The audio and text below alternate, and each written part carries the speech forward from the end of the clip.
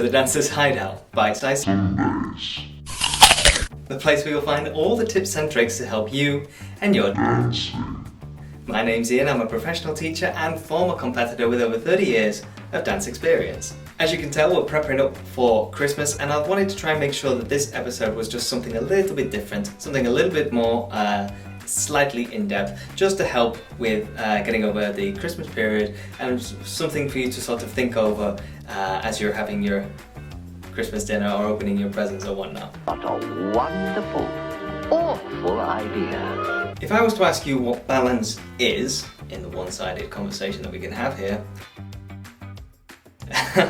you'd probably give me some examples of, standing upright and trying to stay quite still, support, stationary, things like this maybe. But here's the thing, balance isn't about being completely still. It's about control through movement. Liar! That's actually a very important point. Controlling the way that we move ourselves. Here you can see me taking a step in promenade position. My balance is clear, I'm vertical to begin with, but I'm allowing my body weight to move through the feet, affecting my balance and allowing me to progress on the diagonal alignment. Now let's look at a bad one. Here I'm taking the same step in the promenade position and you can see with me tumbling into the movement, I haven't got control over the way that my body weight is moving and I'm falling all over the place. Simplistically speaking, balance is merely the way that we are able to maintain our body weight over our standing foot. Whenever we're moving from a current standing foot, the one that I'm already stood on, obvious, or whether I'm moving towards one that I'm going to stand on. When your body weight is over that foot, you're supported and you're on balance, you'll feel this. But if a part of my body is like misaligned or like I've fallen into the step, I'm going to find myself tumbling through the next series of steps and subsequently I'm going to be off balance. So when we think about what balance is more a description of whether you have it or whether you don't have it. obvious, And in reality there's no good or bad with this. wrong, We can have good balance. We can also have bad balance because we can't go anywhere. Because here I'm stood with my feet apart, shoulder width apart, and I have good balance, but I can't really move anywhere because I'm stood still. Yeah. So I can be on balance but not able to do anything, and I can also be out of balance or moving and progressing and have very bad balance, and I'm not in control of anything. So how can we get a better idea about how we can move and fluctuate our body weight to affect our balance? Let's look at a simple exercise that allows us to understand the feeling of our balance and then play around with our use of balance. Here you can see I'm stood with my feet at shoulder width apart with my weight split 50-50. If I move my upper center towards the balls of my feet and then towards the toes, you'll see that my heels gradually rise off of the floor. It's important to note here that that is not a direct rising upward into the toes. We're not trying to do like a rise that we would in the waltz. It's me moving my weight forward. So I'm preparing myself to move, I'm ready to move, and I'm about to take that next step. Likewise, if I return that body weight back to the original position or zero position and then send it backwards towards the heels, you'll see that the toes peel up from the floor. So you'll feel that this type of feeling happens with your toes when you're moving backwards towards the heels. okay, When I'm moving that upper center, this point here, forward and backwards, you see that I inevitably have to take a step. It's gonna happen. So don't worry if you find that you're practicing this with me here and you're doing the same thing and you're finding that it feels like you're coming off balance a little bit. That's kind of the point. Because you're trying to feel where your body weight is and then you go and take a step. So, as we're doing this together, we're stood here. I'm going to allow my upper center to move forward like this. My heels gradually come off the floor and then I have to take a step. if I'm in the same position again, and now I'm going to reverse it and take it backwards, thinking from this point here, I'm going to move my body weight backwards, and then I'm going to take a step. You'll note that this is actually just like a small type of movement. I'm not trying to like push myself around, I'm not trying to force myself in this way.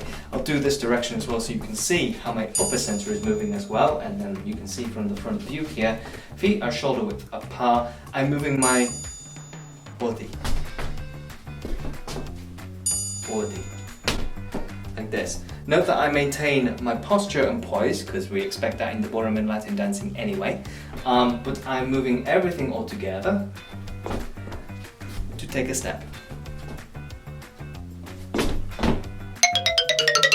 This is just a simple exercise to help you feel how you're moving your body weight through the feet, because when we can feel that we're maintaining a nice clear posture and poise and positioning in general, and we are moving this all in the same time, forward and backwards, we'll find that we inevitably have to take a step, and that is kind of the point, because you never want to forcibly try and move yourself in this way. Are you serious? To try and take a dancing step. It's you moving your body weight all in the same time. So if it feels easy, good, because you don't want this aspect to be difficult, because obviously there's other technical details that we can add on top of this, you know, with the frame, the body, the head position, other stuff as well.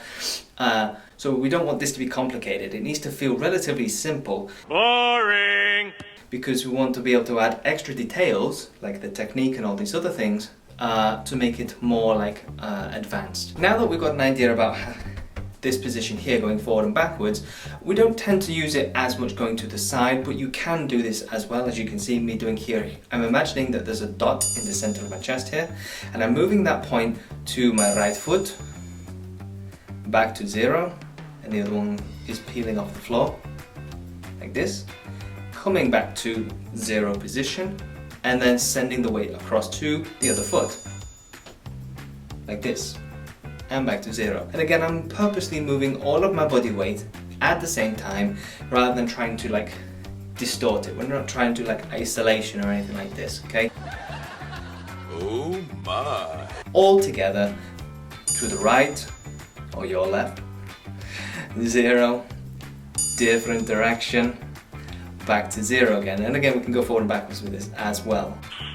Nice. Now, the other detail that I want to give you with this is that we can take, if you imagine this dot here, we can move it around as well. So I can go from here and I can move it diagonally, like this, diagonally.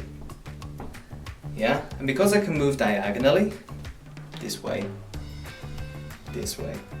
yeah, that means I can go around in different planes.